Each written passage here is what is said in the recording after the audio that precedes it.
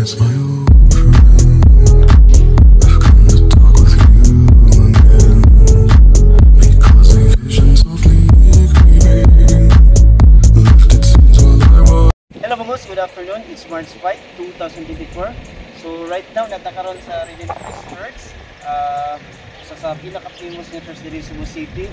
So for today's episode mga boss, natakaroon, as we can see, makita ninyo ang pinakahinog na unit owned by RA Trading. So it's a 2023 Toyota Vios XLE CVT with 15,000 mileage.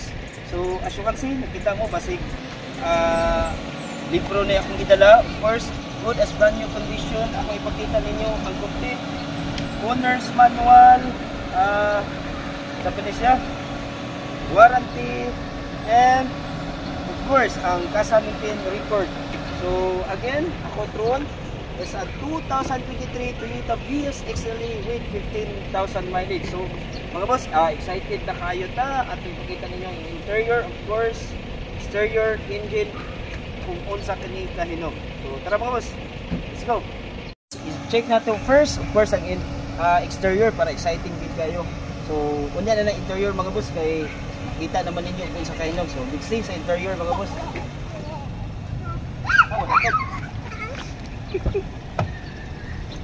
So mga boss, check na itong interior. Atong dugano nag-open ang kuan door sa. So mga boss, paliw focus dire. So check na to. Dashboard, of course, limpyo gid kayo. It's a touchscreen monitor. So USB nara kompleto diha. And then as we can see, original mileage. Focus diri doy mileage. So since ato naman gipa-under kay natay buyer karon, actually nag-test drive lang ni baguhay. So at the same time ato sang ihatag ninyo ang full details ani mga boss. So as we can see, original mileage, of course, akong giingon ninyo, it's a brand new condition 2023 model. So 15,827. So of course, shifter. Wala ko shifter doy. Hinugrid kaayo with black kuan kanang kuan diri niya color. Then of course, legroom spacious ra kaayo nya. Seat cover, of course, stock ra na pakapinanta mo og ang seat niya is stock, and then pakapinanta mo og seat covers. So here are the buttons of kuan mga boss, power window and power mirror. So check nato niya ang function sana right after pag check nato there sa interior. So muni ang kuan passengers area. So legroom, mating na to original legroom, of course spacious ra. And then muni ato ang seat sa passenger. Like I said, na anata oy free seat cover. So proceed ta diri likod.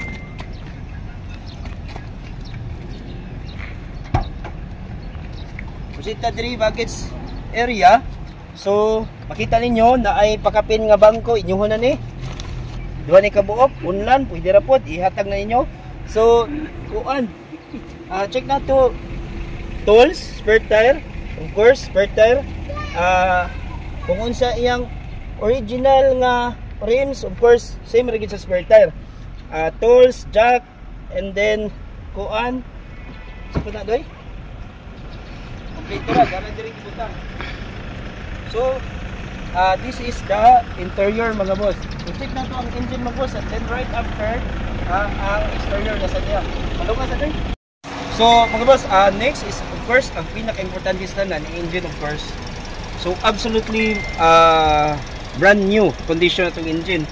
Nag-andar, madungog na to nga smooth rig ni inandaran. Of course, new battery, new oil, change oil, intact rig tanan. So focus doy, hinay doy, focus ang video doy. Nag-andar na mga boss ha. So as you can see, absolutely brand new ang ang condition sa atong engine. Alright, and then right after na boss, i-check na to ang exterior niya. So mga boss, ang exterior look niya, color ano is a red mica absolutely good as brand new condition. Ako balikon, good as brand new condition ng ato ang unit. So this is the right side. So right side, as you can see, sa right side niya, no scratch, no dents, of course. Good as brand new. Ligid niya 100%, baga kayo. And then this is, since this is XLE, naka-mags na gid siya. So muni ang bumper niya, focus doy. So naka-register pa atong plate.